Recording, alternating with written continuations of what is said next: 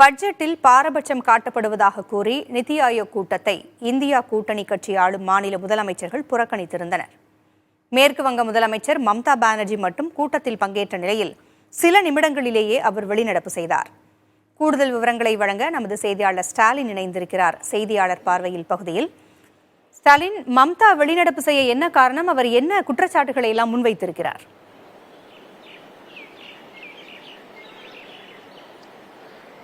பூங்குழலி, நிதி ஆயோக் கூட்டம், தேசிய கொள்கை குழு கூட்டம் பிரதமர் நரேந்திர மோடி தலைமையில் இன்று காலை 11 மணிக்கு குடியரசுத் தலைவர் மாளிகையில் உள்ள கலாச்சார மையத்தில் தொடங்கி தற்போதும் நடைபெற்று வருகிறது. கிட்டத்தட்ட 2 மணி நேரத்துக்கு மேலாக நடைபெற்று வரக்கூடிய கூட்டத்தில் எதிர்க்கட்சி ஆளக்கூடிய இந்தியா கூட்டணி கட்சிகளுடைய முதலமைச்சர்கள் ஒட்டுமொத்தமாக புறக்கணித்திருந்தாங்க. நீங்க குறிப்பிட்டது மாதிரி மேற்கு வங்க முதலமைச்சர் மம்தா பானர்ஜி மட்டும் இந்த கூட்டத்தில் கலந்து கொண்டார்.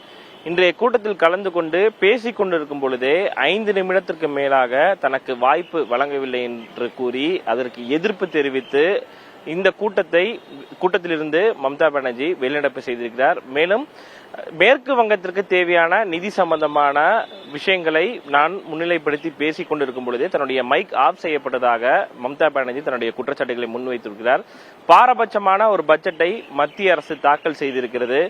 மத்தியில் ஆளக்கூடிய மாநில, அதாவது பாஜக ஆளக்கூடிய மாநிலங்களுக்கும் அதே போல கூட்டணி கட்சிகளுக்கு மட்டுமே முக்கியத்துவம் அளிக்கப்பட்டு எதிர்க்கட்சி ஆளக்கூடிய மாநிலங்களுக்கு ஒரு பாரபட்சமான அரசியல் ரீதியான ஒரு முக்கியத்துவம் இல்லாத ஒரு சூழலை மத்திய அரசு உருவாக்கியுள்ளதாக மம்தா பானர்ஜி தன்னுடைய குற்றச்சாட்டுகளை முன்வைத்திருக்கிறார். 5 நிமிடங்களுக்கு மேல் பேச வாய்ப்பு வழங்கவில்லை.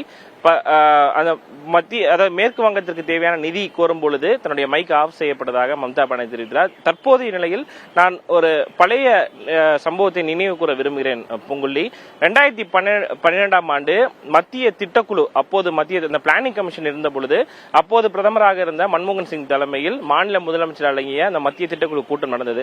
தமிழகத்தின் சார்பில் அப்போதைய முதலமைச்சர் ஜெயலலிதா பங்கேற்றிருந்தார். இதே போன்று 10 நிமிடங்களுக்கு மட்டுமே அவருக்கு வாய்ப்பு வழங்கப்பட்டு மைக் ஆஃப் செய்யப்பட்ட போது இதே போன்ற ஒரு வெளிநடப்பு சம்பவத்தை அப்போது தமிழ்நாடு முதலமைச்சர் ஜெயலலிதா மேற்கொண்டார். அதாவது தன்னுடைய மாநிலத்தை பற்றி, தன்னுடைய மாநிலத்துக்கு தேவையான திட்டங்களை பற்றி பேசுவதற்கு நேரம் ஒதுக்குவதற்கு இவர்கள் யார் என்ற ஒரு குற்றச்சாட்டை முன்வைத்து அப்போது வெளிநடப்பு செய்தார். அதே போன்ற குற்றச்சாட்டுகளை தான் தற்போது மேற்கு வங்க முதலமைச்சர் மம்தா பானர்ஜியும் முன்வைத்திருக்கிறார். தேசிய கொள்கை குழுவை பொறுத்தவரைக்கும், நிதி ஆயோக் அமைப்பை பொறுத்த வரைக்கும் பார்த்தோம்னா national institution for transforming India, அதாவது தேசிய அளவிலான ஒரு கொள்கையை வகுக்கக்கூடிய ஒரு அமைப்பாகவே இருக்கிறது. நிதி ரீதியாக, அதாவது அந்த ஃபண்ட்ஸை பொறுத்த வரைக்கும் இதற்கு எந்த விதமான அதிகாரங்கள் இல்லை. இதை மாநிலத்திற்கு ஒதுக்குவதற்கான எந்த விதமான அதிகாரங்களும் இல்லை. தேசிய அளவில் ஒரு கொள்கைகளை உருவாக்க மட்டுமே இந்த அமைப்பு தற்போது செயல்பட்டு வருகிறது.